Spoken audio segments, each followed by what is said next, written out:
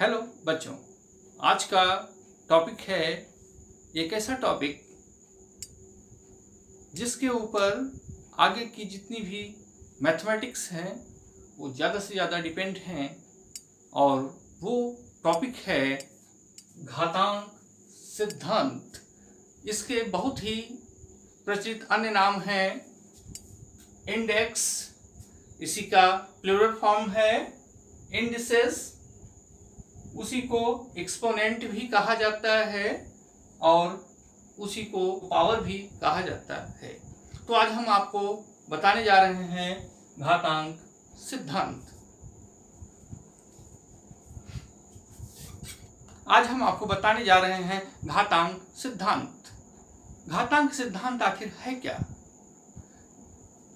घातांक सिद्धांत जब किसी संख्या को, ध्यान से सुनिएगा बच्चों, जब किसी संख्या को उसी संख्या से दो या दो से अधिक बार गुणा किया जाता है तो उस संख्या को जितनी बार गुणा किया जाता है उसे उस संख्या की घात या पावर कहते हैं, तथा जिस संख्या को गुणा किया जाता है उस संख्या को आधार संख्या कहा जाता है। तो आपके समझ में आ गया होगा। जैसे हम एक एग्जांपल लेते हैं 10 स्क्वायर। 10 स्क्वायर का मतलब होता है 10 मल्टीप्लाई 10। यहां पर ये बेस नंबर है, ये पावर है। 10 को कितनी बार मल्टीप्लाई किया गया है? 2 टाइम्स 10 इंटू 10। तो किस संख्या को? 10 को कितनी बार मल्टीप्लाई किया गया है? 2 बार, 2 टाइम्स। तो ये कौन सी 10, 2 या 2 से अधिक बार कितनी बार गुणा किया गया है? 2 बार। किस संख्या को? 10 को। तो जितनी बार गुणा किया गया है बेस को जितनी बार मल्टीप्लाई किया जाता है, कितनी बार मल्टीप्लाई किया गया है? 2 टाइम्स। तो इसका जो पावर होगा वो कितना हो जाएगा? 2। और ये जो जिस संख्या को मल्टीप्लाई किया जाता है बार बार, वो संख्या कहलाती है बेस नंबर या आधार संख्या। इसको अगर हम अल्फाबेट में इसको आपको दिखाएं तो मान लीजिए a टू पावर m है। इसकी मीनिंग होगी कि a को कितनी बार मल्टीप्लाई किया गया है? m times, m times. कितनी बार? a बेस नंबर है, कितनी बार मल्टीप्लाई किया गया है? m times. तो ये हो गया आपका घातांक का जो रूल है कि आखिर घातांक होता क्या है कि किसी भी आधार संख्या को जितनी बार गुणा किया जाता है, तो जितनी बार गुणा किया जाता है उसे उस संख्या, आधार संख्या की घात कहते हैं। तो इसके कुछ नियम हैं जो हम आपको बहुत डिटेल में बताने जा रहे हैं। तो उसका पहला नियम है घातांक का गुणन नियम। पहला नियम है घातांक का गुणन नियम। घातांक का गुणन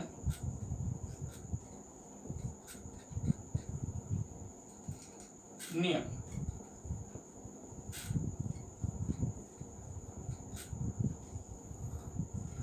घातांक का गुणन नियम क्या है?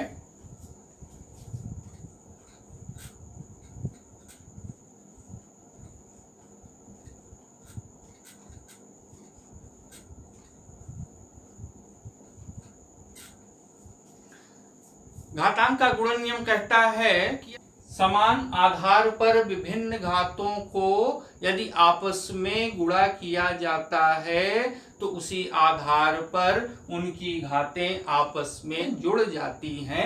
यही कहलाता है घातांक का गुणन नियम। बात समझ में आ गई? तो ये हो गया आपका घातांक का गुणन नियम। इसका दूसरा नियम है घातांक का भाग नियम। भाग नियम क्या कहता है? भाग नियम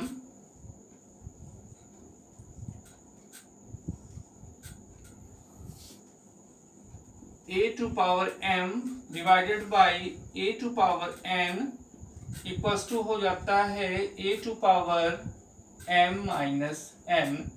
भाग नियम कहता है कि समान आधार की विभिन्न घातों का यदि आपस में भाग दिया जाए तो अंश की घात से हर की घात घट जाती है। उसमें क्या होता है, आप देख रहे होंगे कि न्यूमरेटर की जो पावर है उससे डिनोमिनेटर की पावर क्या हो रही है? माइनस हो रही है। तो ये भाग नियम या डिवीजन रूल इसका बोलता है, या डिवीजन रूल ये कहता है कि यदि सेम बेस पर, सबसे बड़ी शर्त है कि उसका बेस क्या होना चाहिए? इक्वल होना चाहिए, समान होना चाहिए। यदि विभिन्न घातों का आपस में भाग दिया जाता है या उसको डिवाइड किया जाता है तो अंश की घात से हर की घात घट जाती है। ये है घातांक का भाग नियम। घातांक का तीसरा नियम है पावर ऑन पावर रूल।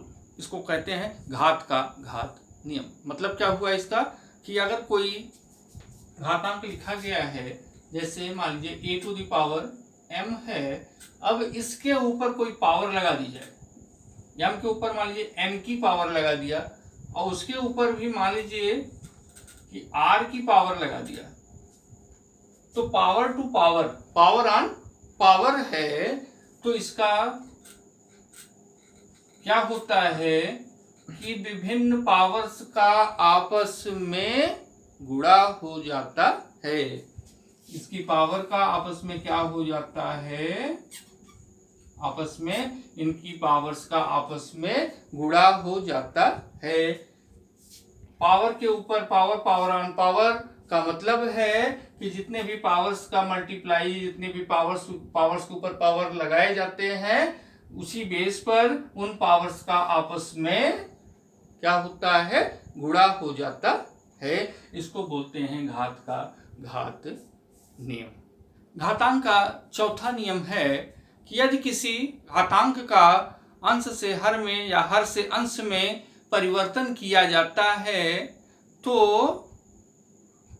उनकी घातों का चिन्ह बदल जाता है। कहने का मतलब है कि यदि किसी घात का अंश से हर में या हर से अंश में परिवर्तन किया जाता है तो उसी आधार पर उस घात का चिन्ह बदल जाता है। कहने का मतलब है कि जैसे मान लीजिए कि a to the power minus m है, इसको अगर हम, ये न्यूमरेटर है, डिनोमिनेटर में लेके जाना चाहें 1 अपान, तो ये हो जाएगा, बेस वही रहेगा लेकिन इसकी पावर यहाँ माइनस है, यहाँ पर ये पावर क्या हो जाएगी? चिन्ह बदलने का मतलब साइन चेंज हो रहा है, माइनस का क्या हो जाएगा? प्लस। ये हो जाएगा a to the power m। अगर सपोज दैट यहाँ 1 upon a to the power, मान लीजिए सपोज दैट माइनस n है, डिनोमिनेटर से न्यूमरेटर में जा रहा है, चिन्ह है पावर का वो क्या होता है? बदल जाता है। यहाँ पर माइनस था तो क्या हो गया? प्लस। आपके समझ में आ गया होगा कि यदि किसी भी घातांक का अंश से हर में या हर से अंश में परिवर्तन किया जाता है तो बेस तो वही रहता है लेकिन उसकी घात का जो साइन होता है, जो चिन्ह होता है, वो बदल जाता है। इसका अगला रूल है, घातांक का पांचवा नियम है कि शून्य को छोड़कर किसी भी आधार की घात यदि शून्य हो तो उसका मान सदैव 1 के बराबर होता है। लेकिन शर्त एक है कि वो बेस जो है वो 0 नहीं होना चाहिए। इसका मतलब है, जो इसका रूल है पांचवा, क्या है कि किसी भी आधार की घात या जो पावर है यदि वो शून्य हो तो उसका मान सदैव 1 के बराबर होता है। इसको हम प्रूफ करके भी दिखा सकते हैं कि कैसे होता है। जैसे सपोज दैट मान लीजिए कि कोई नंबर m है, अगर उसी से m को माइनस कर दिया जाए, LHS हम लेते हैं a टू द पावर 0 को हम लिख सकते हैं m माइनस m। इसको फर्स्ट रूल से क्या लिखेंगे, a to the power m into a to the power minus m। अभी हमने बताया है आपको क्या कि m, इसको डिनोमिनेटर में लेके जाते हैं, m इक्वल्स टू हो गया 1, तो a to the power 0 equals to हो गया आपका 1। तो लेकिन इसका जो बेस है, शर्त है कि बेस कभी भी शून्य नहीं हो सकता है। यदि आपको ये वीडियो अच्छी लगी हो तो इसको ज़्यादा से ज़्यादा शेयर करें, इसको लाइक करें, और यदि आप चैनल पर नए हैं तो इसको ज़रूर से ज़रूर सब्सक्राइब करें। Thank you.